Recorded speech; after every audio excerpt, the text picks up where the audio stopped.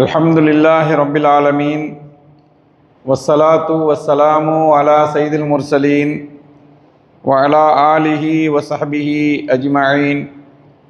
ரப்பி ஷ்ரஹ் லி ஸத்ரி வ யஸ்ஸிர் லி அம்ரி வஹ்லுல் உக்தத்தம் மின் லிசானி யஃப்கஹு கௌலி.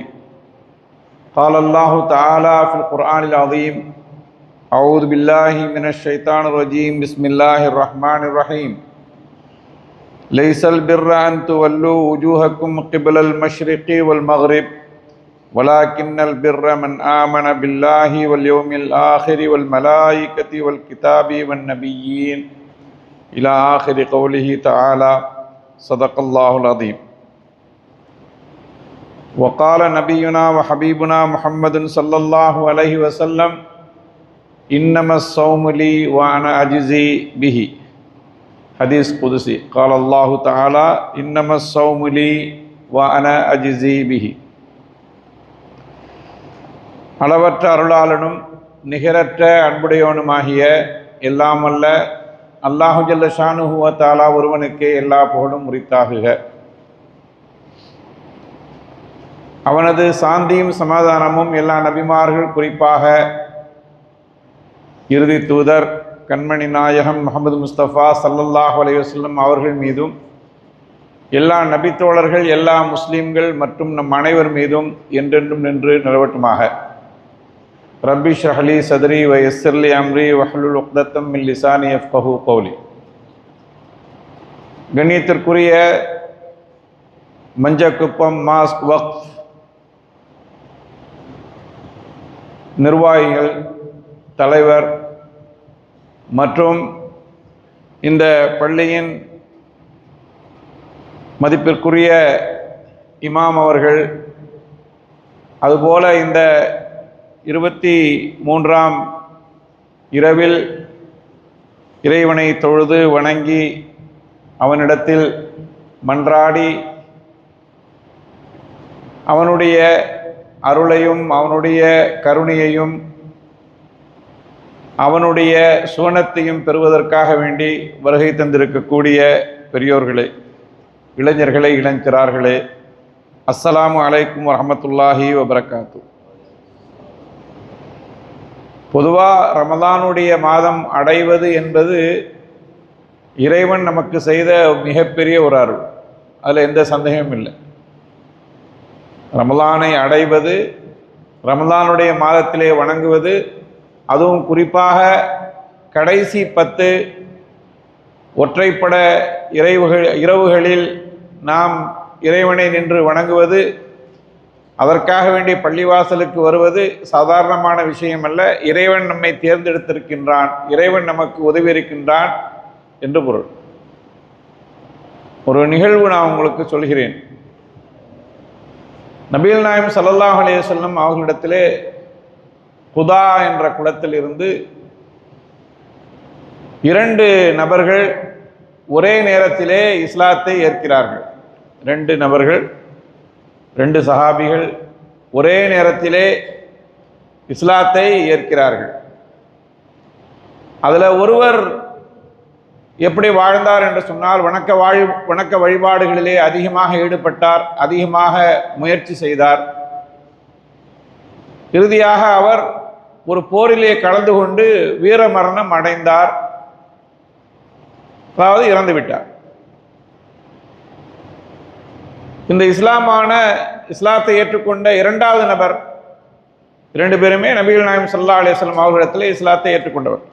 அந்த 2வது நபர், 2வது நபித்தோழர், அந்த ஷஹீதான அந்த நபித்தோழரை விட 1 ஆண்டு காலம் கூடுதலாக வாழ்ந்தார். 1 ஆண்டு காலம் கூடுதலாக வாழ்ந்து ரமலானை அடைந்து, அந்த ரமலானுடைய மாதத்திலே வணக்க வழிபாடுகளில் ஈடுபட்டு நோன்பு நோற்று அந்த ரமலான் முடிந்த பிறகு அவர் இறந்து விடுகிறார். அப்போது இறப்பு விஷயத்தில் அவருக்கும் இவருக்கும் 1 வருடம் வித்தியாசம் இருக்கிறது.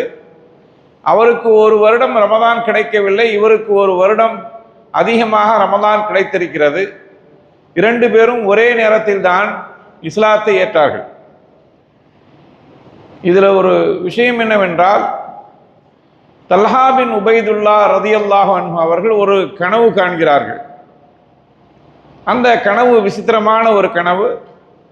தல்ஹா பின் உபைதுல்லா ரதியல்லாஹு அன்ஹு அவர்கள் சுவனத்தினுடைய வாசலிலே நிற்கிறார்கள், சுவனம் உள்ளே செல்வதற்காக வேண்டி.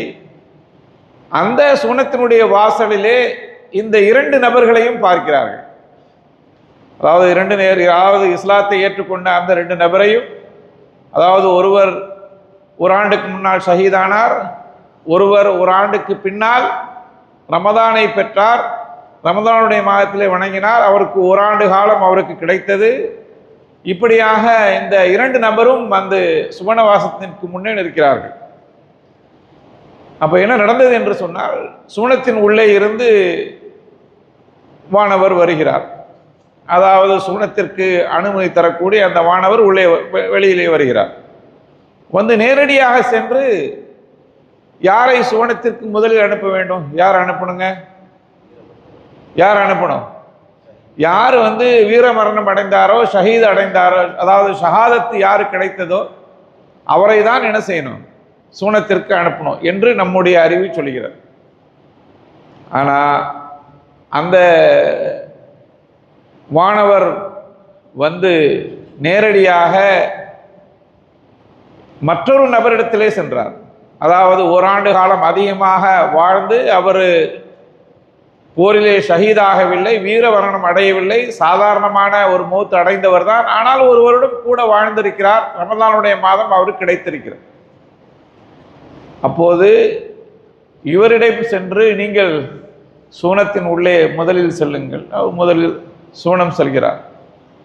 அடுத்ததாக வீர மரணம் அடைந்தவர், அவர் சூனத்தின் உள்ளே செல்கிறார். அப்போ இந்த காட்சி தல்ஹா பின் உபைதுல்லா ரதியல்லாஹு அன்ஹு அவர்களுக்கு மிகவும் வியப்பாக இருக்கிறது, ஆச்சரியமாக இருக்கிறது. எப்படி இது என்று ரொம்ப ஆச்சரியப்படுறாரு. யாரிடமெல்லாம் இந்த செய்தி சொல்லப்படுகிறதோ அவர்கள் எல்லோருமே ஆச்சரியப்படுகிறார்கள். இது என்ன இப்படி?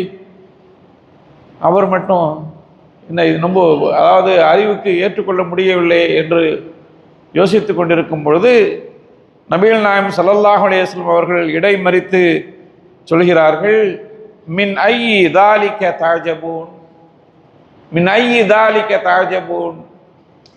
எந்த விஷயத்தை குறித்து நீங்கள் ஆச்சரியப்படுகிறீர்கள்? எதற்காக வேண்டி நீங்கள் ஆச்சரியப்படுகிறீர்கள்? இதில் ஆச்சரியப்பட வேண்டிய விஷயம் என்ன இருக்கிறது? அப்போ கேட்டாங்க, யா ரசூலல்லாஹ், கான ஹாதா அஷத்தர் ரஜுலி இஜ்திஹாதன் சும்ம உஸ்துஷீத. இவர் கடுமையாக வணக்க வழிபாடிலே ஈடுபட்டார், போரில் கலந்து கொண்டு வீர மரணம் அடைந்தார். இவர் முதலிலே செல்லவில்லை, மாறாக வதஹல ஹாதல் ஆஹரு அல் ஜன்னத கப்லஹு, அவருக்கு முன்னால் மற்றொருவர் சாதாரணமாக மரணம் அடைந்தவர், அவர் உள்ளே சென்று விட்டார். முதலாவதாக எங்களுக்கு ஆச்சரியமாக இருக்கிறது என்பதாக சொன்னார். அப்போது நபிகள் நாயகம் ஸல்லல்லாஹு அலைஹி வஸல்லம் அவர்கள் தங்களுடைய மிகவும் வரலாற்று சிறப்புமிக்க அந்த ஒரு கூற்றை சொன்னார்கள். ஒரு செய்தியை நபிகள் நாயகம் ஸல்லல்லாஹு அலைஹி வஸல்லம் அவர்கள் சொன்னார்கள். அலைஸ கத் மக்கஸ ஹாதா பஅதஹு ஸனா, இவருக்கு பின்னால் ஒரு வருடம் கூட அவர் வாழவில்லையா? அதிகமாக அவர் வாழவில்லையா? காலூ பலா, ஆமாம் அல்லாஹ்வினுடைய தூதரே என்பதாக அவர்கள் சொன்னார்கள். வஅத்ரக ரமதான் ஃபஸாமஹு, அவரை விட இவருக்கு ரமதான் கிடைத்து அந்த ரமதானுடைய மாதத்திலே அவர் நோன்பு நோக்கவில்லையா? காலூ பலா, அப்போ என்ன சொன்னாங்க? ஆமாம் அல்லாஹ்வினுடைய தூதரே என்பதாக சொன்னார். வசல்லா கதா வ கதா மின் சஜிதத்தின் ஃபிஸ் ஸனா, ஒரு வருடம் முழுவதும் அவர் எத்தனையோ சஜிதாக்கள் செய்திருக்கிறார், ரமலானுடைய மாதத்தை அவர் பயன்படுத்தியிருக்கிறார் அல்லவா? காலூ பலா, ஆம் அல்லாஹ்வினுடைய தூதரே என்பதாக நபித்தோழர்கள் சொன்னாங்க. அப்போ ரசூல் ஸல்லல்லாஹு அலைஹி வஸல்லம் அவர்கள் சொன்னார்கள், ஃபமா பைனஹுமா அபஅது மிம்மா பைனஸ் ஸமாஇ வல் அர்தி. அப்போ ரெண்டு பேருக்கும் வித்தியாசம் வந்துருச்சு. எப்படிப்பட்ட வித்தியாசம் என்றால், வானத்துக்கும் பூமிக்கும் எவ்வளவு தூரம் இருக்குதோ அவ்வளவு தூரம் ஆகிவிட்டார். இப்போ அதனால இதில் என்ன சொல்லப்படுகிறது? நமக்கு என்ன செய்தி, நமக்கு என்ன ரிசாலத், நமக்கு என்ன மெசேஜ் இதில் அப்படின்னு சொன்னால், அதிகமான நாட்கள் வாழ்வதும் இறைவன் தந்த ஒரு அருள். ஹைருக்கும் மன் தால உம்ருஹு வ ஹசுன அமலுஹு, உங்களில் சிறந்தவர், நபிகள் நாயகம் ஸல்லல்லாஹு அலைஹி வஸல்லம் அவர்கள் சொன்னார்கள், உங்களில் சிறந்தவர் யார் என்றால் அதிகமான நாட்கள் வாழ்ந்தவர், அவர்களுடைய அமல்கள் அழகாக இருந்தவர். அதாவது வாழ்நாளும் அதிகமாக இருக்க வேண்டும், அமல்களும் அதிகமாக இருக்க வேண்டும். அப்போ இதில் கிடைக்கக்கூடிய செய்தி என்ன அப்படின்னு கேட்டால், அதிகமாக வாழ்வதும் அதிகமான அமல் செய்வதும் நாம் சுமணம் செல்வதற்கு மிகப்பெரிய ஒரு சாவியாக இருப்பது என்பதாக நபிகள் நாயகம் ஸல்லல்லாஹு அலைஹி வஸல்லம் அவர்கள் சொன்னார். அதனால் ரமலானை அடைவது, அதிலே நின்று வணங்குவது, குறிப்பாக இறுதி 10 இருப்பது, ஒற்றைப்பட இரவுகளை நாம் பயன்படுத்திக் கொள்வது, அதில் நின்று வணங்குவது என்பது இருக்கிறது, ஒரு மனிதனை, ஒரு அடியாரை எங்கு கொண்டு செல்லும், அவருடைய தரஜாத்துகளை, அவர்களுடைய பதவிகளை எந்த அளவிற்கு உயர்த்தும் என்று யாரும் சொல்ல முடியாது. அவர் எங்கே சென்று விடுவார், அல்லாஹ்வினுடைய பார்வையிலே எங்கே சென்று விடுவார். ஒரே ஒரு சஜிதா, நாம் செய்யக்கூடிய சஜிதா, நீங்கள் செய்யக்கூடிய அந்த சஜிதாவை அல்லாஹு தஆலா ஏற்றுக்கொண்டால் அதை உங்களை எங்கே கொண்டு சென்று விடும், எந்த சந்தேகமும் இல்லை. ஆகவே இந்த ரமலான் என்பது சாதாரணமான ஒரு விஷயம் அல்ல. இந்த ரமலானை அடைவது இருக்கிறதே, அது இறைவன் செய்த மிகப்பெரிய ஒரு பாக்கியம். இறைவன் நம்மை தேர்ந்தெடுத்திருக்கின்றான், அதற்காக வேண்டி நாம் இறைவனுக்கு நன்றி செலுத்த வேண்டும். அஃபலா அக்கூன அப்தன் ஷக்கூரா, நபிகள் நாயகம் ஸல்லல்லாஹு அலைஹி வஸல்லம் அவர்கள் கால் வீங்க அதிகமாக தொழுதார்கள் என்று சொன்னால் இது ஒரு கடமை மட்டுமல்ல, நன்றி, இறைவனுக்கு நன்றி செலுத்துதல்.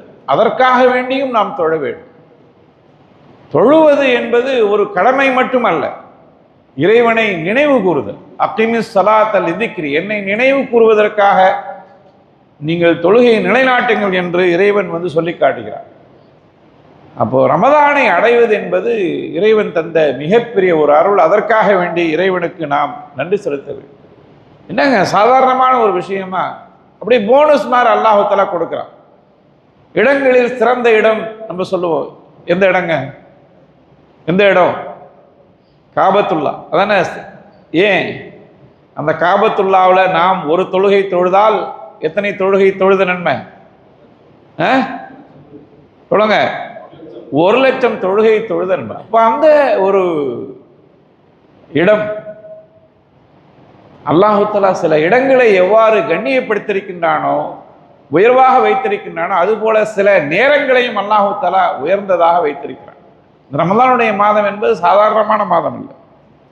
அல்லாஹு தஆலா இந்த மாதம் எப்படிப்பட்ட மாதம் நமக்கு தெரியும். இந்த மாதத்திலே மிகப்பெரிய ஒரு நாள் இருக்கிறது, லைலத்துல் கத்ர் என்ற ஒரு இரவு, மிகப்பெரிய ஒரு இரவு இருக்கிறது. இந்த மாதத்திற்கு இத்தனை சிறப்பு ஏன் வந்தது? இந்த மாதத்தில் திருக்குர்ஆன் இறக்கி அருளப்பட்டது. எனவேதான் இந்த மாதத்திற்கு இத்தனை சிறப்புகள். ஏன் இந்த மாதத்திலே நாம் நோன்பு வைக்கிறோம்?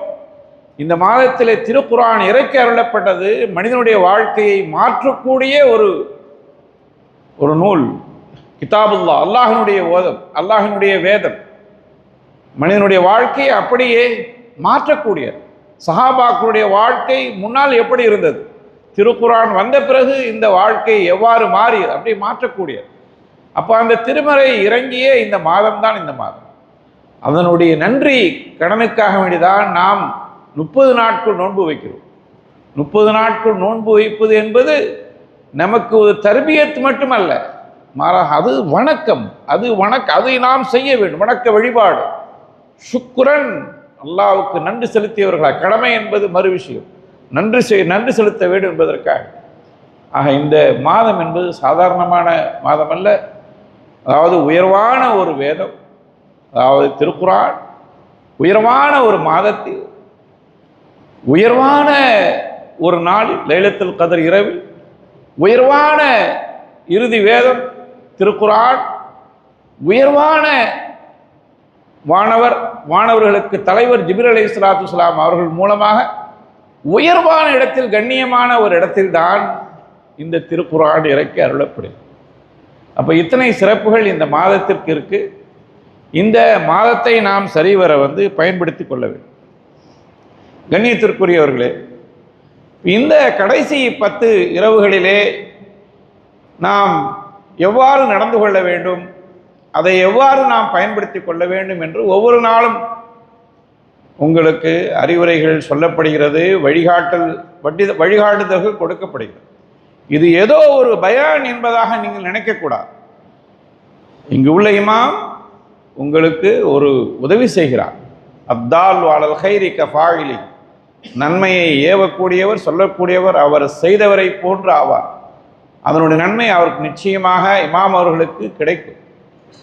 நீங்கள் சாதாரணமாக நினைக்காதீர்கள், ஏதோ பயான் பண்ணுறாங்க, பயான் இல்லை. நமக்கு வழிகாட்டி கொண்டே இருக்கிறார்கள், சொல்லிக் கொடுத்து கொண்டே இருக்கிறார்கள், நம்மை செதுக்கி கொண்டே இருக்கிறார்கள், நம்மை நல்ல இறைவனுக்கு நெருக்கமானவர்களாக நம்மை ஆக்கி கொண்டே இருக்கிறார்கள்.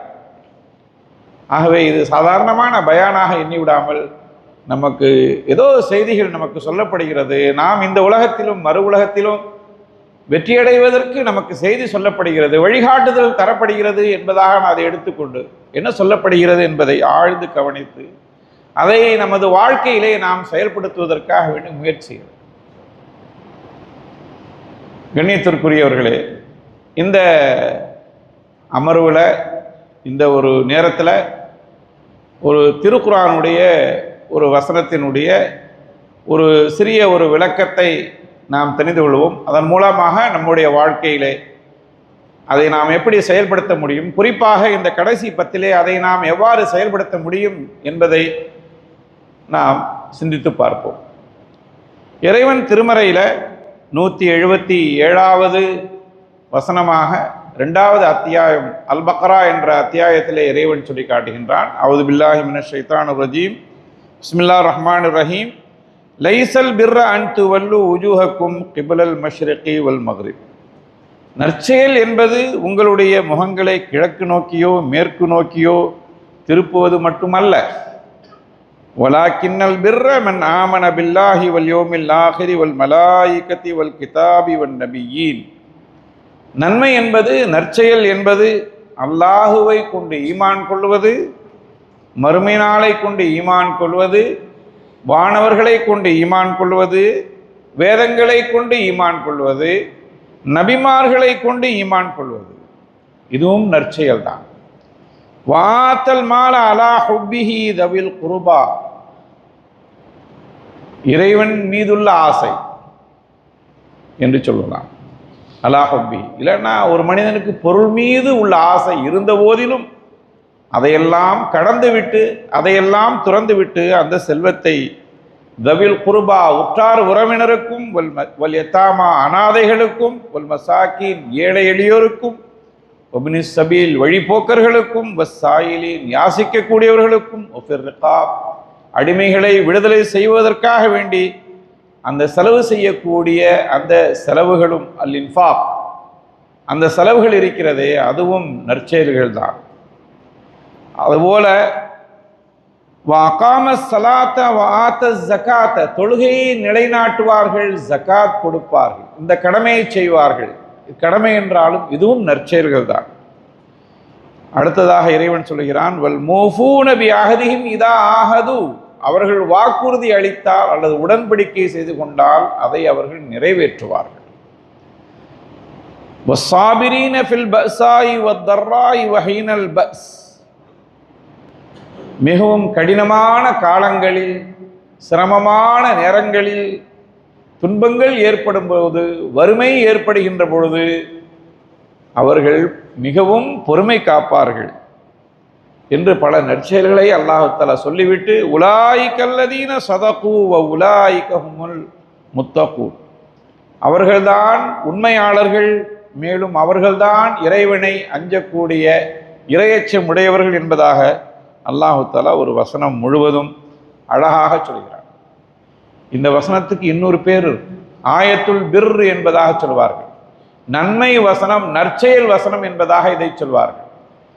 இந்த வசனத்தில் அல்லாஹு தஆலா நம்ம வாழ்க்கை முழுவதும், குறிப்பாக இந்த ரமலானுடைய இறுதி பத்தில் நாம் என்ன செய்ய வேண்டும், எப்படி நடந்து கொள்ள வேண்டும் என்ற ஒரு வாழ்க்கை நெறியை இஸ்லாம் அனைத்து துறைகளுக்கும் வழிகாட்டுகிறது என்பதை, இஸ்லாத்தை நம்முடைய வாழ்க்கையினுடைய ஒவ்வொரு கோணத்திலும் ஒவ்வொரு துறையிலும் ஒவ்வொரு பகுதியிலும் பின்பற்ற வேண்டும் என்பதை சொல்லி காட்டக்கூடிய அழகான ஒரு திருமறை வசனம். நீங்கள் திருமறையை ஆழ்ந்து நீங்கள் வாசித்தீர்கள் என்று சொன்னால் உங்களுக்கு இறைவன் சில விஷயங்களை புரிய வைப்பான். அந்த குர்ஆன் மீது நீங்கள் ஆசையோடு அதை நீங்கள் படிக்க ஆரம்பித்தால் சில விஷயங்களை அல்லாஹ் தஆலா உங்களுக்கு புரிய வைப்பான். புரியாத விஷயங்களை ஆலிம்களிடத்தில் சென்று கேட்க வைப்பான். ஃபஸாலு அஹ்ல திக்ரி இன் குன்தும் லா தஅலமூன், உங்களுக்கு தெரியாத விஷயங்களை தெரிந்தவர்களிடத்திலே சென்று கேளுங்கள் என்பதாக அல்லாஹ் தஆலா சொல்கிறான். அது கேட்க வைப்பான். இது இறைவனுடைய ஹிதாயத், இறைவனுடைய நேமத். நம்ம கல்லூரிகளில் நாம் தஃப்சீர் படித்து கொடுக்கும்போது அந்த மாணவர்கள் எழுப்பக்கூடிய அந்த கேள்விகளெல்லாம் இருக்கிறது அல்லவா, அது நம்ம தஃப்சீர்களில் அதுக்கு உண்டான பதில்களை படித்து விட்டு சொல்லும்போது அல்லாஹ் தஆலா இவ்வளவு விஷயங்கள் இந்த குர்ஆனில் வச்சிருக்கிறானே என்பது நமக்கு தெரிய வரும். ஆக இந்த வசனத்திற்கு ஒரு இன்னொரு பெயர் இருக்கிறது, ஆயத்துல் பிர். ஆயத்துல் பிர் என்ற நற்செயல் வசனம் அல்லது நன்மை வசனம் என்பதாக இதை சொல்லுவார். இப்போ இந்த வசனம் இறங்குவதற்கு ஒரு பின்னணி இருந்தது, ஒரு சபப், ஒரு காரணம் இருந்தது. அந்த காரணம் வரலாறு ரசூல் ஸல்லல்லாஹு அலைஹி வஸல்லம் அவர்களுடைய அந்த சீரத்தை நம்ம தெரிந்து கொள்ளும்.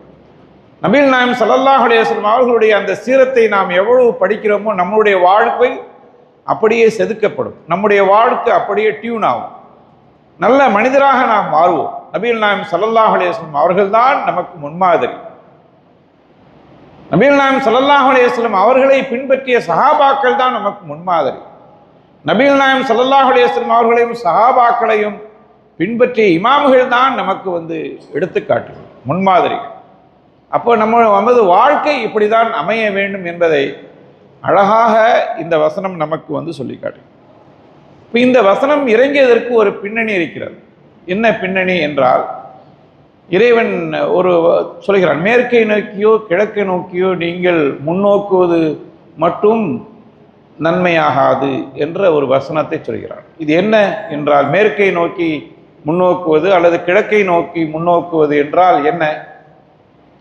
அந்த பின்னணியை படித்தால்தான் விளங்கும். நேரடியாக சில நேரங்களிலே குர்ஆனை நான் படித்து தெரிந்து கொள்வேன் என்று சொன்னால் முடியாது. நீங்கள் அதற்குண்டான தஃப்சீரை படிக்காத வரை அந்த வசனம் உங்களுக்கு விளங்காது. அதனால்தான் இறைவன் திருமறையில் ரொம்ப அழகாக சொல்லிவிட்டான், ஃபஸாலு அஹ்ல திக்ரி இன் குன்தும் லா தஅலமூன். உங்களுக்கு தெரியலன்னா தெரியாதவர்களிடத்திலே சென்று கேளுங்கள் என்பதாக. சில வசனங்கள் நேரடியாக விளங்கிவிடும், சில வசனங்கள் நீங்கள் ஒரு ஆலிமிடம் தான் கேட்க வேண்டும், ஒரு அறிஞரிடம் தான் கேட்க வேண்டும், ஒரு தஃப்சீரில் படித்தாதான் உங்களுக்கு விளங்கும்.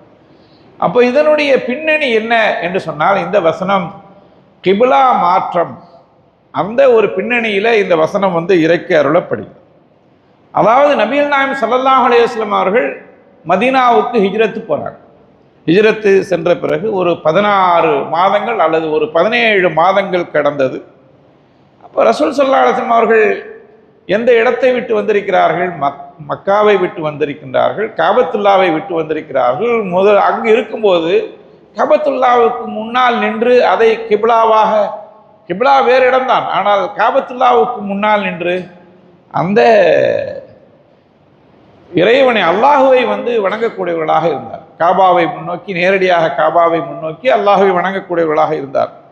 அப்போ ரசூல் ஸல்லல்லாஹு அலைஹி வஸல்லம் அவர்களுடைய உள்ளம் மதீனாவிற்கு வந்துவிட்டாலும் ரசூல் ஸல்லல்லாஹு அலைஹி வஸல்லம் அவர்களுடைய உள்ளம் அந்த காபாவை சுற்றியே இருந்தது, அந்த காபாவின் மீது ஆசை கொண்டதாக இருந்தது. ஏன் என்றால், அது இப்ராஹிம் அலைஹிஸ்ஸலாத்து வஸ்ஸலாம் அவர்களுடைய கிப்லாவாக இருந்தது. இப்ராஹிம் அலைஹிஸ்ஸலாத்து வஸ்ஸலாம் அவர்கள் அதை புதுப்பித்தார்கள். எனவே அந்த காபாவின் மீது நபிகள் நாயகம் ஸல்லல்லாஹு அலைஹி வஸல்லம் அவர்கள் மிகவும் அதிகமான ஆசை கொண்டிருந்தார்கள்.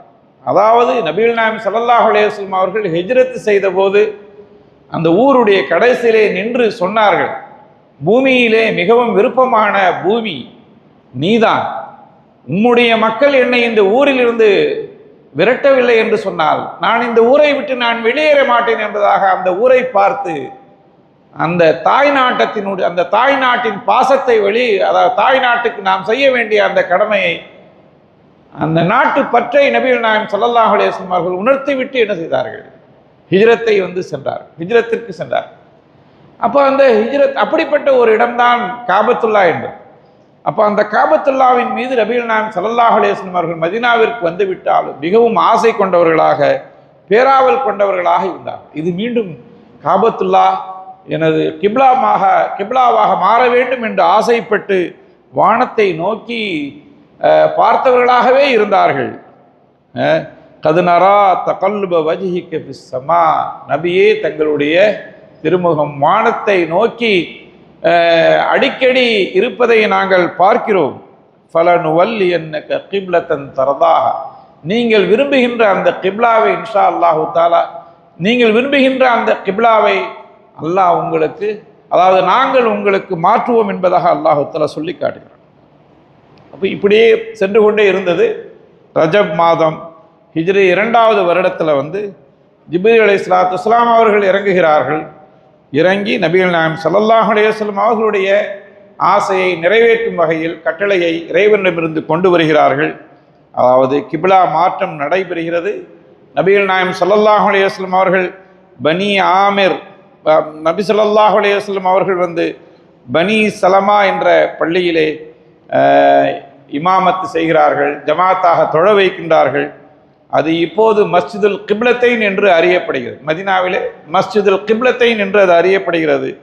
அந்த இடத்தில் நபிகள் நாயகம் ஸல்லல்லாஹு அலைஹி வஸல்லம் அவர்களுக்கு உத்தரவை தந்தார்கள்.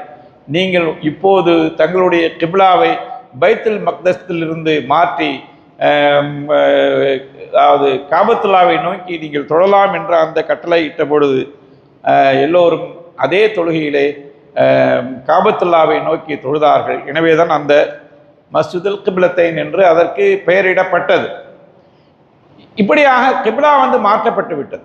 ஆனால் கிப்லா மாற்றப்பட்டவுடன் மூமின்களும் அதுபோல முஸ்லிம்களும் சஹாபாக்களும் எல்லாம் உடனே அதை சமீஅனா வ அதாஅனா, அதை நாங்கள் செவியுற்றோம், கட்டுப்பட்டோம், அந்த ஆணையை ஏற்றோம் என்று எல்லோரும் ஏற்றுக்கொண்டு உடனே நபிகள் நாயகம் ஸல்லல்லாஹு அலைஹி வஸல்லம் அவர்கள் இத்தாஅத் செய்தார்கள், கட்டுப்பட்டார்கள். எல்லோரும் அதை ஏற்றுக்கொண்டார்கள். ஆனால் சிலர் முனாஃபிகீன்கள் அதை ஏற்றுக்கொள்ளவில்லை. அதுபோல யூதர்களும் கிறிஸ்தவர்களும் ஏற்றுக்கொள்ளவில்லை. இந்த கிப்லா மாற்றத்தை ஏற்றுக்கொள்ளவில்லை. பேசிக்கொண்டே இருந்தார்கள். அந்த மதீனாவிலே அவர்கள் குழப்பம் செய்து கொண்டே இருந்தார்கள், ஃபசாது செய்து கொண்டே இருந்தார்கள். அந்த நேரத்திலே இந்த வசனம் இறங்கியது. நீங்கள் இதை ஏன் அதாவது இதை பேசுகிறீங்க? தொழுகை மட்டுமே என்ன கிடையாது, தொழுகை மட்டுமே அதாவது நற்செயல்கள் இந்த தொழுகையோடு முடிந்துவிடுவதில்லை அப்படின்னு கூட இறைவன் சொல்லாமல், ஏனென்று சொன்னால் அப்படி சொன்னால் தொழுகைக்கு ஏதாவது இழுக்கு வந்துவிடும் என்று இறைவன் அந்த வார்த்தையை இறைவன் பயன்படுத்தாமல் மிகவும் சிலேடையாக, மிகவும் ஒரு ஜாடையாக கிழக்கு நோக்கியோ அல்லது மேற்கு நோக்கியோ, அதாவது நீங்கள் நிற்பது, உங்களுடைய முகங்களை நீங்கள் திருப்புவது, அது மட்டுமே நன்மை என்று நீங்கள் கருதி விடாதீர்கள் என்று சாடையாக சொல்கிறான். இப்போ இதுதான் இந்த வசனத்தினுடைய ஒரு பின்னணி, ஏன் இந்த வசனம் இறங்கியது என்று. அப்போ இந்த வசனத்தில் இறைவன் என்ன சொல்கிறான்? அதாவது ஏராளமான நன்மைகளை இறைவன் இங்கு சொல்லி காட்டுகிறான் இந்த வசனத்தில். குறிப்பாக அகீதா சம்பந்தமான, மார்க்கை கொள்கை சம்பந்தமான நன்மைகளை அல்லாஹு தஆலா இங்கு சொல்லி காட்டுகிறான். அகீதா என்று சொன்னால் ஈமானை குறித்து அல்லாஹு தஆலா இங்கு சொல்லி காட்டுகிறான். அகீதா என்று ஒரு விஷயத்தை நான் சொல்கிறேன். அகீதா என்று எப்போது நாம் சொல்கிறோமோ, உண்மையான அகீதா எதுவென்றால் அஹ்லுஸ் சுன்னத் வல் ஜமாஅத் எதை அகீதாவாக கொண்டிருக்கிறார்களோ அதுதான் அகீதா. நாங்கள் 7 வருடங்கள் எந்த மதரசாவில் நாங்கள் படித்தோமோ, எந்த மதரசாவில் 7 வருடங்கள் எங்களுக்கு அகீதா என்று சொல்லிக் கொடுத்தார்களோ, அது அஹ்லுஸ் சுன்னத் வல் ஜமாஅத் அடிப்படையிலே சொல்லிக் கொடுத்தார்களோ அதுதான் சரியான அகீதா. அகீதா என்று வருகின்ற பொழுது அதிலே நோ காம்ப்ரமைஸ், அதில் எந்த வகையிலுமே காம்ப்ரமைஸ் நம்ம பண்ணக்கூடாது. அதில் அழகாக நம்மளுடைய அகீதா அழகாக சொல்லப்பட்டிருக்கிறது, தெளிவாக சொல்லப்பட்டிருக்கிறது. இனிமேல் யாரும் புதிதாக அகீதா சொல்ல வேண்டிய அவசியம் இல்லை. இப்போ இந்த அகீதா என்பது இருக்கிறதே, அகீதா சார்ந்த சில நன்மைகள் இருக்கிறது. இந்த நன்மைகளை அல்லாஹ் தஆலா இந்த வசனத்திலே சொல்லி காட்டுகிறார். இப்போ இங்கே அகீதா என்று சொன்னவுடன் ஈமான் சொன்ன என்று அல்லாஹுவை நம்புவதே ஈமான் பில்லாவே மிகப்பெரிய ஒரு அதாவது நன்மை. நம்புவது மட்டுமே மிகப்பெரிய ஒரு நன்மை. ஈமான் மட்டுமே மிகப்பெரிய ஒரு நன்மை என்பதை நாம் புரிந்து கொள்ள வேண்டும். நபிகள் நாயகம் ஸல்லல்லாஹு அலைஹி வஸல்லம் அவர்கள் ஒரு ஹதீஸிலே சொல்லி காட்டுகிறார்கள், லா ததுகுலுல் ஜன்னத ஹத்தா தூமினு, நீங்கள் ஈமான் கொள்ளாத வரை சுவனத்துக்கு செல்ல முடியாது. நம்ம என்னதான் நற்காரியங்கள் செய்து கொண்டே இருந்தாலும், என்னதான் சேவைகள் செய்தாலும், என்னதான் பல நற்காரியங்கள் செய்தாலும், ஈமான் இல்லாட்டின்னு சொன்னா சொர்க்கத்துக்கு போக முடியாது. ஈமான் தான் முதல் அடி, ஈமான் தான் முதல் படி. ஈமான் இல்லாட்டின்னு சொன்னா என்ன செய்ய முடியாது, சொர்க்கத்துக்கு உள்ளார போக முடியாது. இந்த உலகத்துல நம்ம என்ன சேவைகள் செய்தாலும் சரி, வாரி வாரி கொடுத்தாலும் சரி, என்ன பணிகள் செய்தாலும் சரி, ஈமான் இல்லாட்டின்னு சொன்னா சுவனம் செல்ல முடியாது. அதான் ரசூல் ஸல்லல்லாஹு அலைஹி வஸல்லம் சொல்லி காட்டு, லா ததுகுலுல் ஜன்னத ஹத்தா தூமினு, நீங்கள் ஈமான் கொள்ளாதவரை நீங்கள் சுவனம் செல்ல முடியாது. வலா துமினு ஹத்தா தஹாப்பு, நீங்கள் ஒருவருக்கொருவர் நேசமாக இல்லாதவரை உங்களால் நீங்கள் ஈமான் கொண்டவர்களாக ஆக முடியாது. இன்னமல் மூமினூன இஹ்வா, அந்த ஒரு வரணும். நிச்சயமாக மூமின்கள் சகோதரர்கள், அந்த சகோதர பாசம் வரணும், அந்த சகோதர பாசம் வரணும். அப்பதான் உங்களுக்கு முழுமையான ஈமான் கிடைக்கும் என்று சொல்லிவிட்டு நபிகள் நாயகம் ஸல்லல்லாஹு அலைஹி வஸல்லம் அவர்கள் சொன்னார்கள், அஃபலா அதுல்லுக்கும் அலா ஷைஇன் இன் ஃபஅல்துமூஹு தஹாபத், ஒரு விஷயத்தை உங்களுக்கு நான் சொல்லித்தரட்டுமா, அதை நீங்கள் செய்தால் நீங்கள் ஒருவருக்கொருவர் பாசமுள்ளவர்களாக, நேசமுள்ளவர்களாக, உற்ற தோழர்களாக நீங்கள் மாற முடியும் என்று சொல்லிவிட்டு சொன்னார்கள், அப்சுஸ் சலாம் பைனம், உங்களுக்கு மத்தியிலே அதிகமாக சலாம் சொல்லிக் கொள்ளுங்கள் என்பதால். அப்ப இந்த வசனத்தில் முதலாவது சொல்லப்படுகிறது கொள்கை சார்ந்த நன்மைகள் சொல்லப்படுகிறது. ஈமான் பில்லா, ஈமான் பில் யௌமில் ஆஹிர், மறுமை. நபிகள் நாயகம் ஸல்லல்லாஹு அலைஹி வஸல்லம் அவர்கள் மக்காவில் 3 விஷயங்கள் தான் கவனம் செலுத்தினார். ஒன்று ஈமான் பில்லா, அந்த மாதிரி ஈமான் பிர் ரசூல், அந்த மாதிரி ஈமான் பில் யௌமில் ஆஹிர், அல்லாஹுவை நம்புவது, அந்த மாதிரி அல்லாஹுவை மட்டுமே இறைவனாக ஏற்றுக்கொள்வது, அல்லாஹுவை மட்டுமே வணங்குவது, அதுபோல தூதுத்துவம். அடுத்தது மறுமை கொள்கை. அவர்கள் ஏகத்துவத்தை சொன்னபோது கூட அத்தனை எதிர்ப்புகள் அவர்கள் காட்டவில்லை. அதே சமயத்திலே மறுமை கொள்கையை சொன்னபோது அவர்கள் என்ன செய்தார்கள், பூமியில் புதைந்து கிடந்த எலும்புகளை எடுத்து அதை உடைத்து சுக்குநூறாக ஆக்கி, பொடியாக ஆக்கி, அதை கையிலே வைத்து ஊதிவிட்டு, இதை உம்முடைய இறைவன் உயிர்ப்பிப்பானா, மீண்டும் நீங்கள் மறுமை மறுமை என்று சொல்கிறீர்களே, மீண்டும் உயிர்ப்பிப்பானா என்று கேலி செய்தார்கள். நபிகள் நாயகம் ஸல்லல்லாஹு அலைஹி வஸல்லம் அவர்களை மட்டுமல்ல, எல்லா நபிமார்களையும் கேலி செய்தார்கள். அதாவது ஹூத் அலைஹிஸ்ஸலாத்து வஸ்ஸலாம் அவர்களை கேலி செய்தார்கள், சாலிஹ் அலைஹிஸ்ஸலாத்து வஸ்ஸலாம் அவர்களை கேலி செய்தார்கள். கேலி செய்யாத எந்த நபியும் இல்லை, எல்லா நபியையும் அவர்கள் கேலி செய்தார்கள். ஆக கண்ணியத்திற்குரியவர்களே, இந்த முதலாவது செய்தி இந்த வசனத்திலே சொல்லப்படுவது இந்த கொள்கை சார்ந்த நன்மையான விஷயங்கள் இந்த வசனத்திலே சொல்லப்படுகிறது. ஈமான் பில்லா சொல்லப்படுகிறது, ஈமான் பில் யௌமில் ஆஹிரா சொல்லப்படுகிறது, ஈமான் பில் மலாயிகா சொல்லப்படுகிறது, வானவர்களை குறித்து சொல்லப்படுகிறது. வானவர்கள் ரொம்ப அற்புதமானவர்கள். நம்ம நினைக்கலாம் வானவர்கள் வேலை குர்ஆனை கொண்டு வருவதும், உயிர் வாங்குவதும், உயிர் கொடுப்பதும், இது மட்டும்தான் அவர்களுடைய வேலை என்பதாக நீங்கள் நினைக்கலாம். இல்லை, நாம் ஆபத்தான நேரத்தில் இருக்கின்ற பொழுது நம்மளை பாதுகாப்பதற்காக வேண்டிய இறைவன் ஏற்பாடு செய்தவர்கள், செய்யப்பட்டவர்கள் வானவர்கள் தான். ஒரு ஆபத்தில் இருக்கிறோம், அந்த ஆபத்திலிருந்து காப்பாற்றுவதற்காக வேண்டி, நம்மை காப்பாற்றுவதற்காக வேண்டி ஏற்பாடு, இறைவன் யாரை ஏற்பாடு செய்து வைத்திருக்கிறான், வானவர்களைத்தான் ஏற்பாடு செய்து. ஆக மொத்தத்தில் வானவர்கள் எப்போதுமே நம்ம கூட இருந்துகிட்டே இருக்கிறாங்க, நமக்கு துவா செய்கிறாங்க, நம்மளை வாழ்த்துகிறார்கள், நமக்கு நற்செய்தி சொல்கிறார்கள். அவர்களுடைய பாசம் நமக்கு புரியவில்லை, ஆனால் நடந்து கொண்டுதான் இருக்கிறது நம்முடைய பாதை.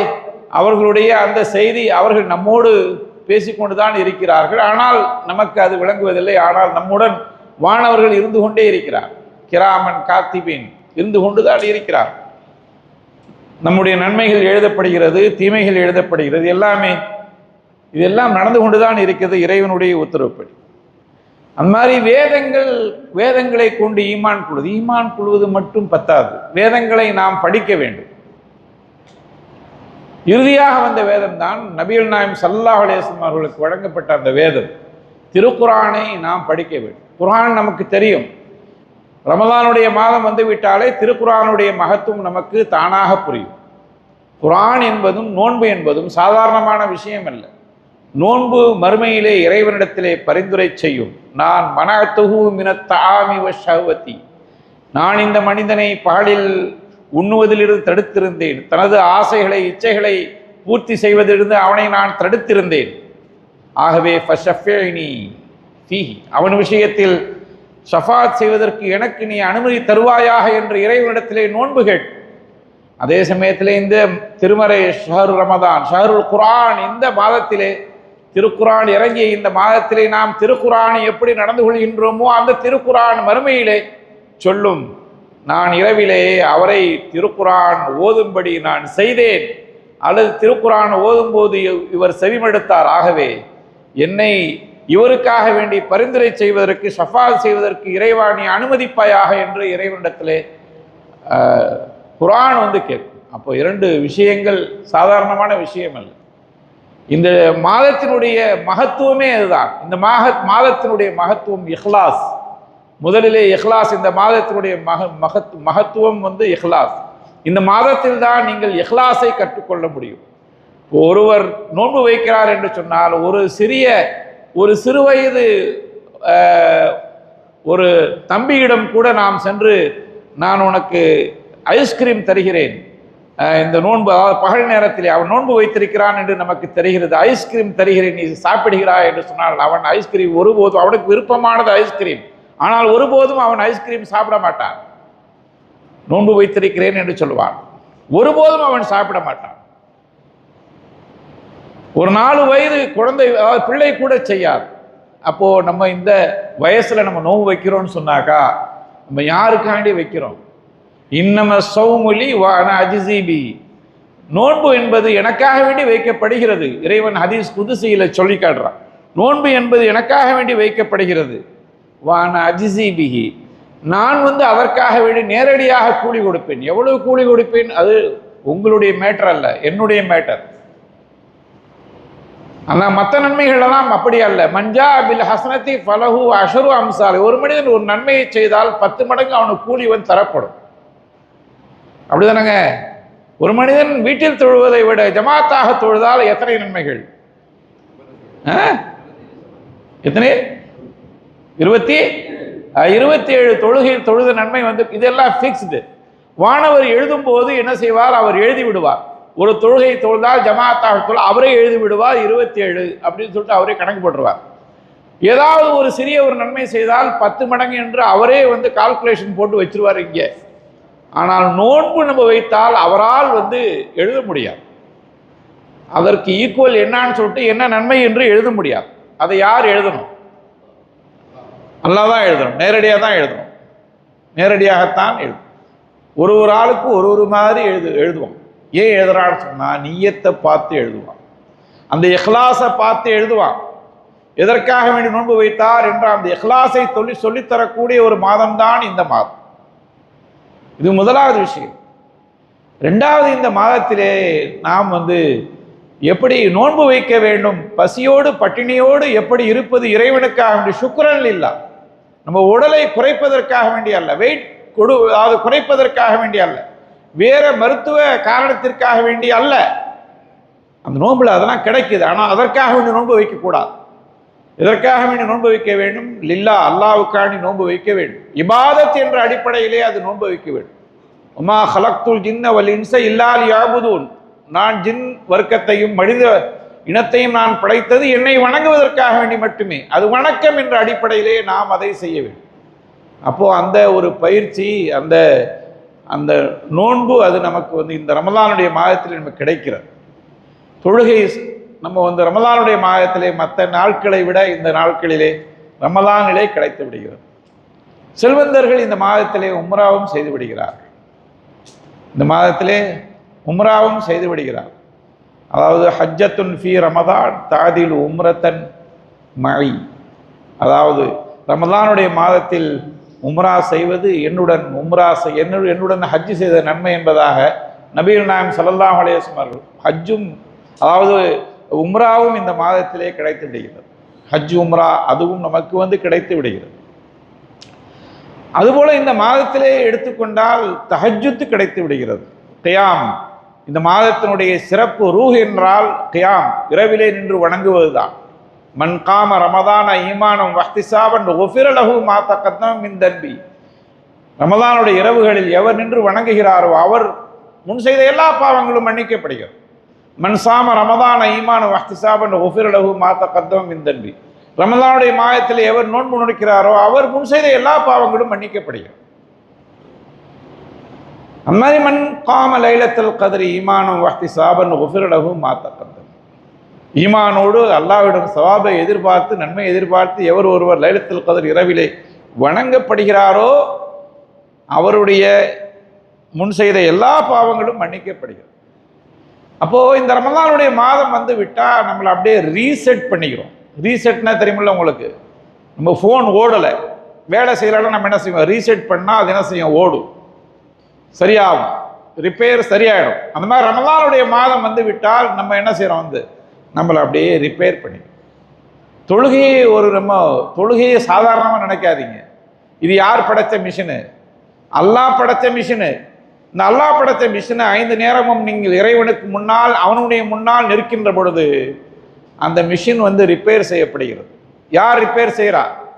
அல்லாஹ்வே டைரக்டாக ரிப்பேர் செய்து விடுகிறான். நம்முடைய உடம்பை, நம்முடைய ஆன்மாவை, நம்முடைய ரூஹை, நம்முடைய அஹ்லாக் எல்லாத்தையும் அவனே ரிப்பேர் பண்ணுறான். சாதாரணமான விஷயம் அல்ல. அப்போ இந்த ரமலானுடைய மாதம் என்பது சாதாரணமான விஷயம் அல்ல.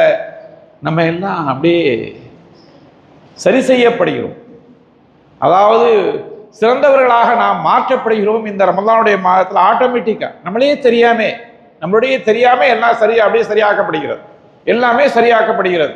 நம்ம உடம்பு சரியாக்கப்படுகிறது, நம்ம ஆன்மா சரியாக்கப்படுகிறது. எல்லாமே யார் செய்கிறது? அல்லாஹ். அப்போது இது ரமலானுடைய மாதம் என்பது ரீசெட்னா அதுக்கு முன்னால் பாவங்கள்லாம் கிடையாது, முடிஞ்சிருச்சு, ஃபினிஷ். நம்ம என்ன பாவம் செஞ்சோமோ, இதுவரை என்ன பாவம் செய்தோமோ அந்த பாவங்கள் எல்லாம் அழிக்கப்பட்டு விட்டது, முடிஞ்சு. புதிய ஒரு வாழ்க்கை, ஒரு தஃப்தர் உங்களுக்கு ஒரு ஏடு உங்களுக்கு திறக்கப்படுகிறது.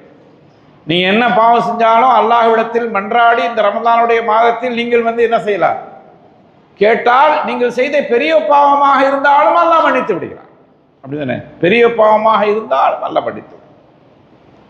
அப்போ நம்ம ஒரு புதிய ஒரு வாழ்க்கையை ஒவ்வொரு ரமலான் வரும்போதும் நமக்கு என்ன செய்யப்படுகிறது, ஒரு புதிய வாழ்க்கையை நாம் தொடங்குகிறோம்.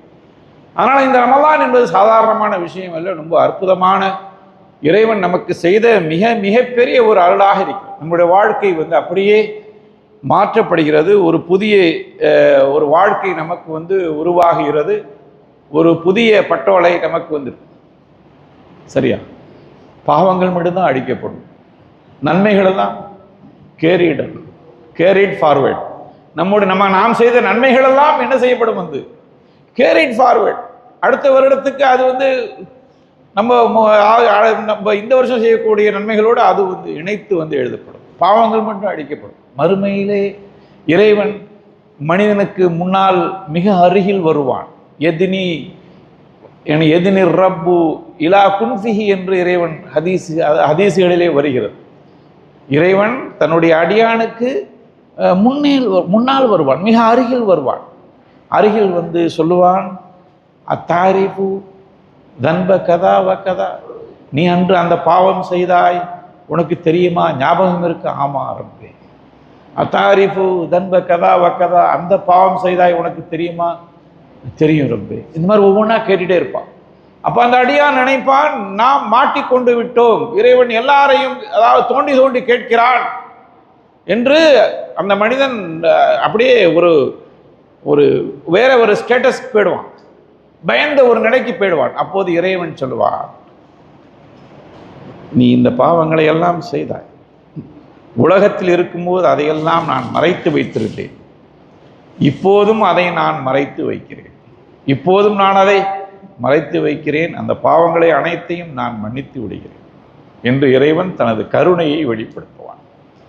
தனது கருணையை இறைவன் வெளிப்படுத்துவான். இன்ன ரஹமத்தி சபகத் கதபி என்று இறைவன் ஹதீஸ் குதுசியிலே சொல்லி காட்டுகிறான். இறைவனுடைய ரஹமத்து இறைவனுடைய கோபத்தை மிஞ்சிதாவது முந்திதான் இருக்கும், முந்தி விட்டது என்பதாக ஹதீஸ் குதுசியிலே வருகிறது. ஆக கண்ணியத்திற்குரியவர்களே, இந்த ரமலானுடைய மாதம் என்பது சாதாரணமான விஷயம் இல்லை என்பதை நாம் உணர்ந்து கொள்ள வேண்டும். இது முதலாவது விஷயம் என்ன சொல்லப்படுகிறது? முதலாவது விஷயம், இதில் கொள்கை சார்ந்த நன்மையான விஷயங்கள் இந்த வசனத்திலே சொல்லப்படுகிறது.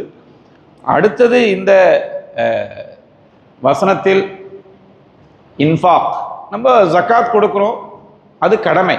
ஜக்காத் கொடுக்குறோம், அது கடமை. ஆனால் இந்த மாதம் விட்டால் நபிகள் நாயகம் ஸல்லல்லாஹு அலைஹி வஸல்லம் அவருடைய வாழ்க்கை எப்படி இருந்தது? வேகமாக வீசக்கூடிய காற்றை விட வேகமாக வீசக்கூடிய காற்றை விட வேகமாக, அந்த காற்றையும் விஞ்சி நபிகள் நாயகம் ஸல்லல்லாஹு அலைஹி வஸல்லம் அவர்கள் வாரி வழங்குவார்கள், இன்ஃபாக் செய்வார்கள். எத்தனை பேர் கொடுக்க வேண்டும் என்பதையும் இந்த வசனத்தில் அல்லாஹ் தஆலா சொல்லி காட்டுகிறான். உற்றார் உறவினர்கள், அவங்க தான் முதன்மை தகுதி உடையவர்கள். அனாதைகள், ஏழைகள், வழிப்போக்கர்கள், தேவை உடையவர்கள், அதுபோல அடிமை அதாவது உரிமை விடுவதற்காக வேண்டி, விடுதலை செய்வதற்காக வேண்டி, அந்த கேட்டகரியும் இறைவன் சொல்லி காட்டுகிறான். அப்போ இந்த இன்ஃபாக் ஃபி சபீல், அல்லாஹ்வுடைய பாதையிலே அந்த செலவு செய்வதை அல்லாஹ் தஆலா இங்கு அழகாக சொல்லி காட்டுகிறான். நம்ம வரலாற்றில் பார்க்குறோம், இன்றும் முஸ்லீம்கள் ஏழையாக இருந்தாலும் ரமலானுடைய மாதத்தில் வாரி வழங்கக்கூடிய, ஏழையாக இருந்தாலும் முஸ்லீம், அதாவது தன்னால் எவ்வளவு முடியுமோ அவ்வளவு வாரி வழங்கக்கூடியவர்கள் தான். இது இன்றும் மட்டுமல்ல, அன்றும் இருந்தார்கள். சஹாபாக்களுடைய வாழ்க்கையெல்லாம் நாம் பார்த்தால் மிகவும் நமக்கு ஒரு விசித்திரமாக இருக்கிறது. எப்படி இந்த மக்கள் என்ன இவ்வளவு தக்வா உள்ளவர்களாக, எவ்வளவு இறைவனை அஞ்சியவர்களாக, உலக பற்றற்றவர்களாக இருந்திருக்கிறார்களே என்று நாம் பார்க்கின்ற பொழுது நமக்கு அப்படியே வியப்பாக இருக்கிறது. அபு தஹ்தா என்ற ஒரு நபித்தோழர் இருந்தார். அபு தஹ்தா என்ற நபித்தோழர் இருந்தார். இவருக்கு 600 பேரித்த மரங்கள் கொண்ட ஒரு தோட்டம் இருந்தது.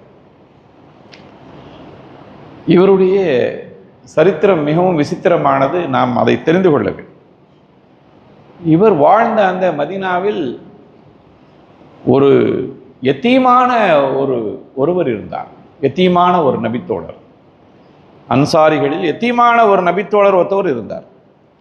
அவர் என்ன செய்தார்? அவருக்கு ஒரு தோட்டம் இருந்தது. யத்தீமான அந்த நபித்தோழருக்கு ஒரு தோட்டம் இருந்தது. இப்போ அந்த தோட்டத்தை சுற்றி அவர் சுவர் எழுப்புகிறார். தோட்டத்தை சுற்றி மதில் எழுப்புகிறார். அப்படி மதில் எழுப்பி வருகின்ற பொழுது இந்த இடையிலே ஒரு பெரித்த மரம் வருகிறது. அவரால் அந்த சுவரை தொடர்ந்து எழுப்ப முடியவில்லை. ஆனால் இந்த பேரித்த மரம் இவருக்கு சொந்தமானதல்ல. இந்த பேரித்த மரம் பக்கத்து நிலத்திற்கு, பக்கத்து தோட்டக்காரருக்கு சொந்தக்காரம். அதாவது அவர் ஒரு ஜார், அதாவது அயலாருக்கு சொந்தமானது. அப்போ என்ன செய்யறது அப்படின்னு சொல்லிட்டு இந்த யத்தீமான நபித்தோழர் அவரிடம் சென்று சொல்கிறார், இந்த மரத்தை எனக்கு தயவு செய்து விட்டு கொடுத்து விடுங்கள், நான் கொஞ்சம் தள்ளி என்ன செய்கிறேன், அந்த சுவரை எழுப்பி அந்த காம்பவுண்ட் சுவர் நான் எழுப்புகிறேன் என்று சொல்கிறார். அவர் மறுத்து விடுகிறார். உடனே இவர் சொல்றார், நான் காசு தரேன் கொடுங்கன்னு சொல்றார். இல்லை, அதுக்கும் மறுத்து விடுகிறார். ரொம்ப கவலையோடு நபிகள் நாயகம் ஸல்லல்லாஹு அலைஹி வஸல்லம் அவர்களிடத்திலே சென்று இந்த யத்தீம் சொல்லுகிறார், இந்த மாதிரி விஷயம், அவர் அந்த மரத்தை தரமாட்டுறாரு, என்னால் சுவர் எழுப்ப முடியவில்லை என்று சொன்னபோது இப்போ நபி ஸல்லல்லாஹு அலைஹி வஸல்லம் அவர்கள் அவரை அழைத்து பேசுகிறார்கள், தந்திருப்பா அப்படின்னு சொல்லிட்டு. அவர் முடியாதுன்னு சொல்றார். அப்போ ரசூல் ஸல்லல்லாஹு அலைஹி வஸல்லம் அவர்கள் சொல்லுகிறார்கள், பாருப்பா, இந்த மரத்துக்கு பதிலா சொர்க்கத்தில் ஒரு மரம் உனக்கு உண்டு, கொடுத்து இந்த ஒரு மரத்தை நீ கொடுத்துரு, இந்த ஒரு மரத்திற்கு பதிலாக சொர்க்கத்தில் உனக்கு ஒரு மரத்தை வாங்கி கொடுப்பது என்னுடைய பொறுப்பு என்று சொல்கிறார். என்னுடைய பொறுப்பு, அந்த மரத்தை வாங்கி கொடுப்பது என்னுடைய பொறுப்பு. அப்படி என்ன அர்த்தம்? நீ சொர்க்கம் போவாய், அந்த சொர்க்கத்தில் உனக்கு அந்த மரம் கிடைக்கும், எல்லா நற்செய்தியும் உள்ளடக்கியிருக்கிறது. அப்போவும் அந்த மனிதர் வசப்படவில்லை, ஏற்றுக்கொள்ளவில்லை. அப்போ அந்த இடத்துல அபு தஹ்தா என்ற நபித்தோழர் இந்த உரையாடலை கேட்டுக்கொண்டிருக்கிறார். கேட்டுக்கொண்டு இருக்கின்ற பொழுது அவர் சென்று நபிகள் நாயகம் ஸல்லல்லாஹு அலைஹி வஸல்லம் அவர்கள் சொல்லி அந்த நபிகள் நாயகம் ஸல்லல்லாஹு அலைஹி வஸல்லம் அவர்களிடத்திலே சென்று மனதுக்குள் அவர் ஆசை, ஒரு மரத்திற்கு பதிலாக சொர்க்கத்தில் ஒரு மரம் நமக்கு கிடைக்கிறது என்று தனக்குள்ள ஒரு ஆசை.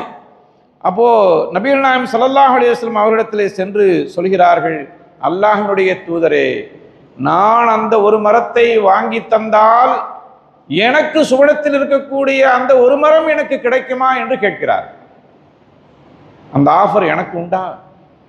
அப்ப ரசூல் ஸல்லல்லாஹு அலைஹி வஸல்லம் அவர்கள் சொல்கிறார்கள், ஆம், உமக்கும் அந்த ஆஃபர் உண்டு. அந்த ஒரு மரத்தை வாங்கி கொடுத்துட்டா சொர்க்கத்தில் என்ன கிடைக்கும்? அந்த மரம் உமக்கு கிடைக்கும். அப்படின்னா உடனே என்ன செய்றார், இவர் ஓடி போய் அவர்கிட்ட போறார், அந்த தோட்டக்காரர்கிட்ட போறார். யார் தரமாட்டேன்னு சொன்னாரோ அவர்கிட்ட போய் சொல்றார், இந்த மரத்தை கொடுத்து விடு, நான் அந்த எத்தீமிடம் கொடுத்து விடுகிறேன்.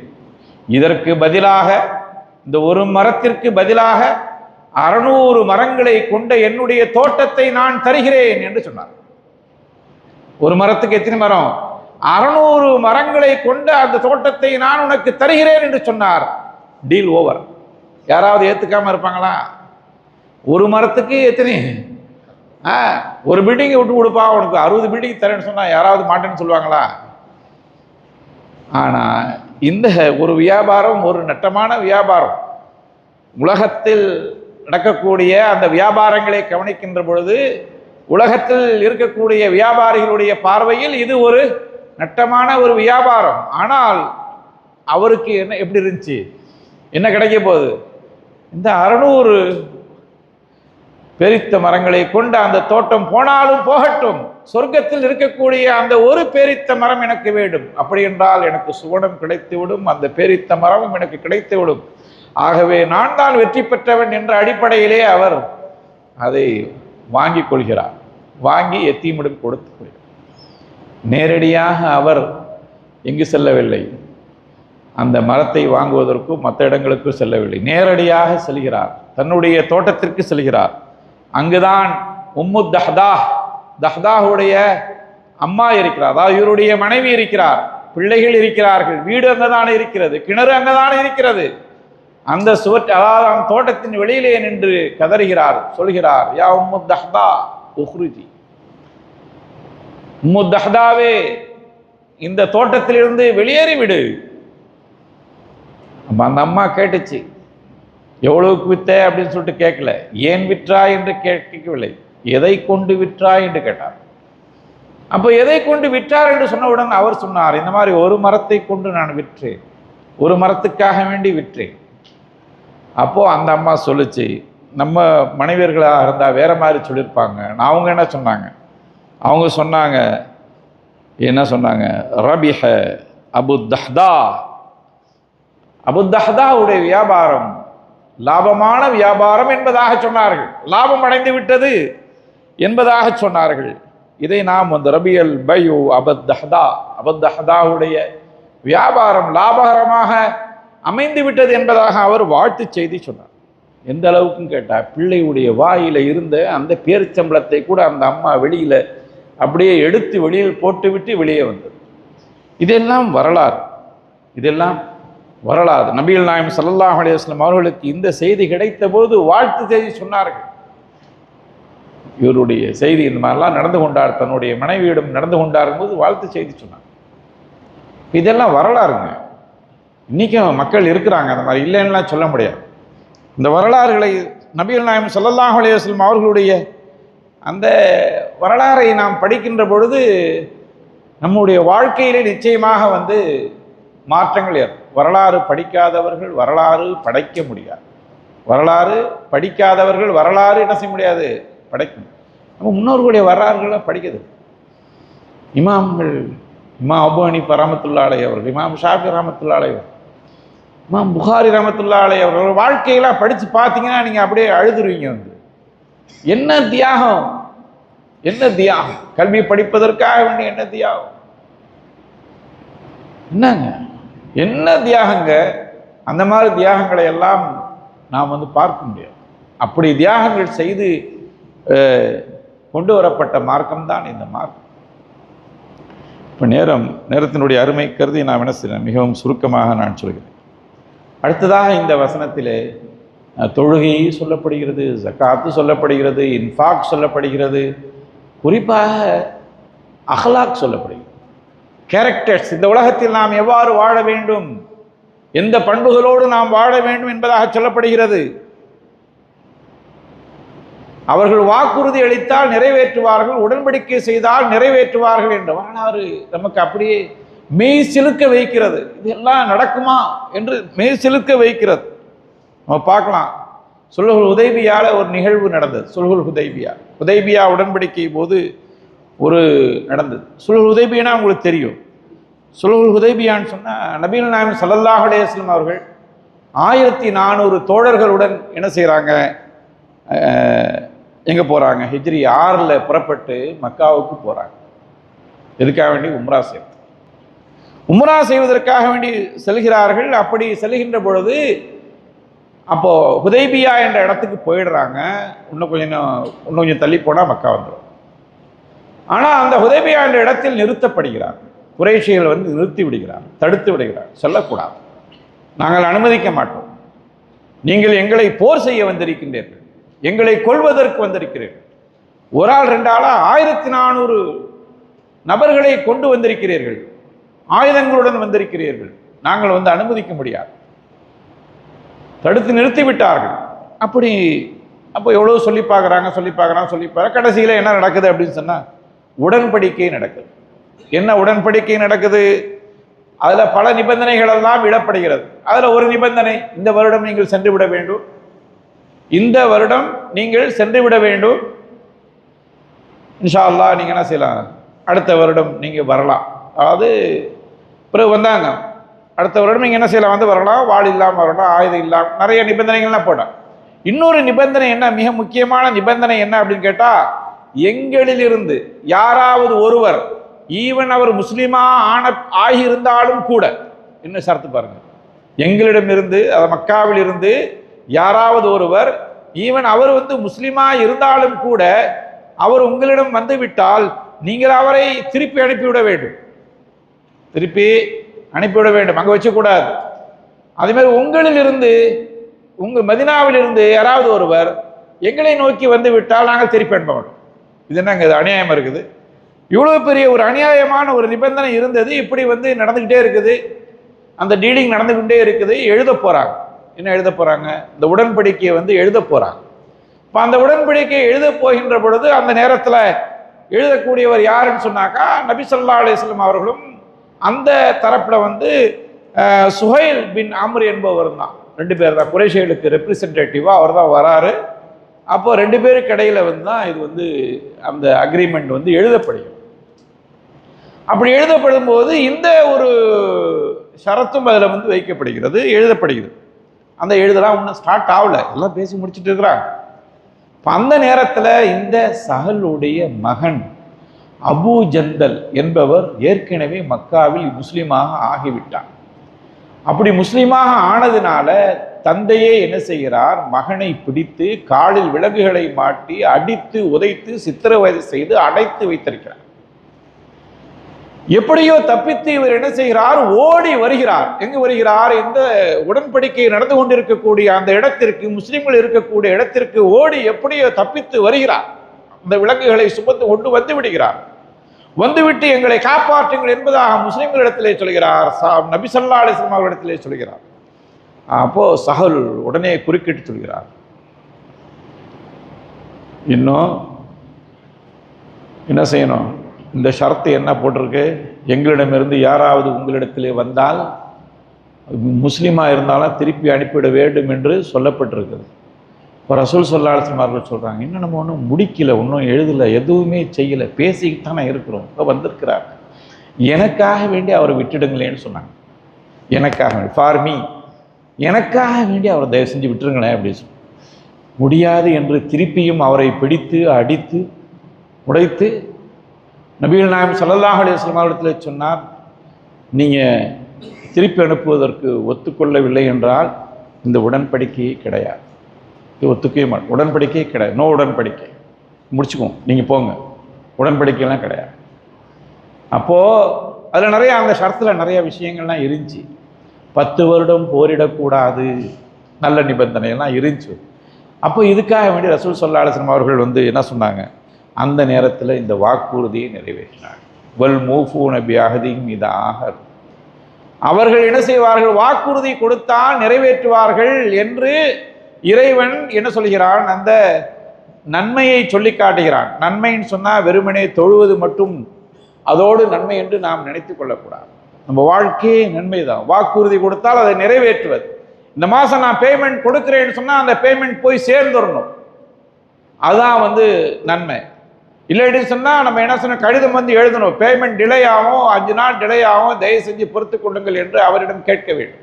இதுதான் இஸ்லாமிய டீலிங், இதுதான் இஸ்லாமிய பிஸ்னஸ்.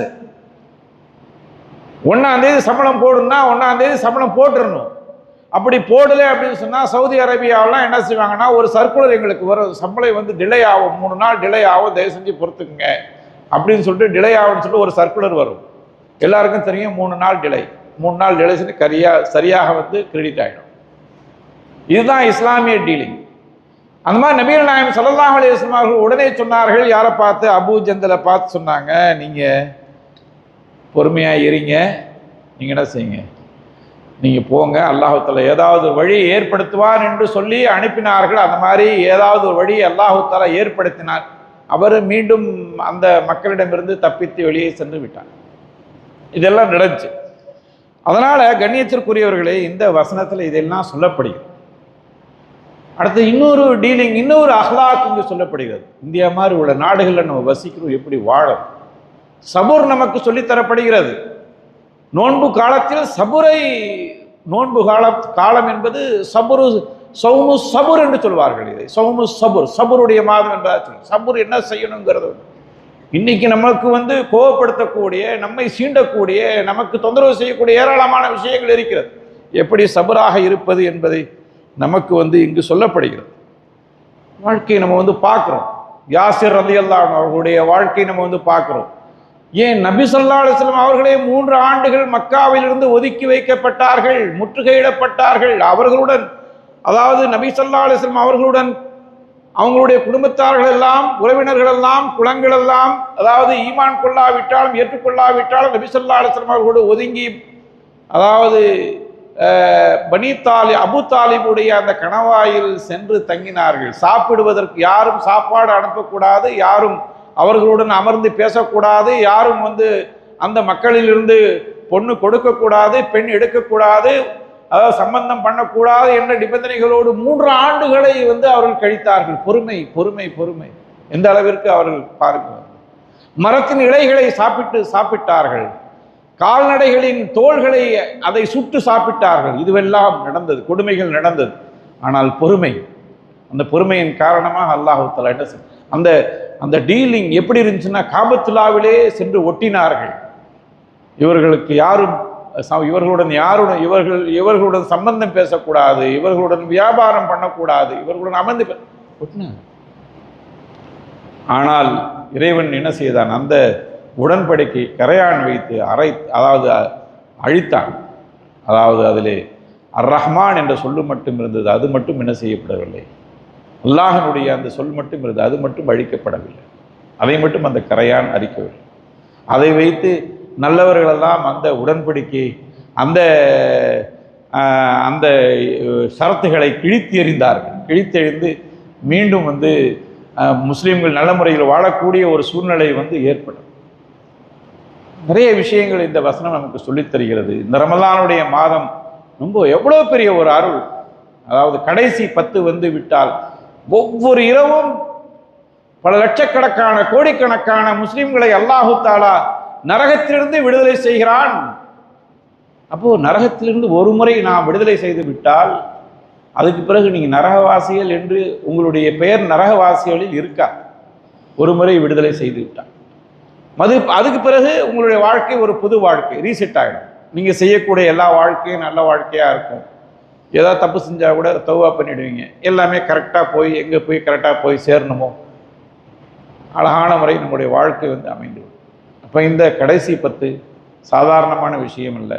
அதை நாம் பயன்படுத்தி கொள்ள வேண்டும். இந்த ரமலானுடைய மாதம் மற்ற மாதங்களில் நாம் எவ்வாறு வாழ வேண்டும் என்ற ஒரு வாழ்வியலை கற்றுக்கொள்வதற்காக, செயல் ரீதியாக கற்றுக்கொள்வதற்காக நமக்கு சொல்லித் தருகிறது. இதிலிருந்து நாம் பாடம் படிக்க வேண்டும். இதை நாம் ஒரு அருளாக அமைக்க வேண்டும், ரஹமத்தாக இதை நாம் கருத வேண்டும். இதிலே நாம் பயன்பெற வேண்டும். அப்படிப்பட்ட பயன்பெறக்கூடிய நன்மக்களாக நம் அனைவரையும் ஆக்கி இறைவன் அருள்வாளிப்பானாக. வாஹிர் தாவானா அல்ஹம்துலில்லாஹி ரப்பில் ஆலமீன். வஸ்ஸலாமு அலைக்கும் வரஹ்மத்துல்லாஹி வபரகாத்துஹு.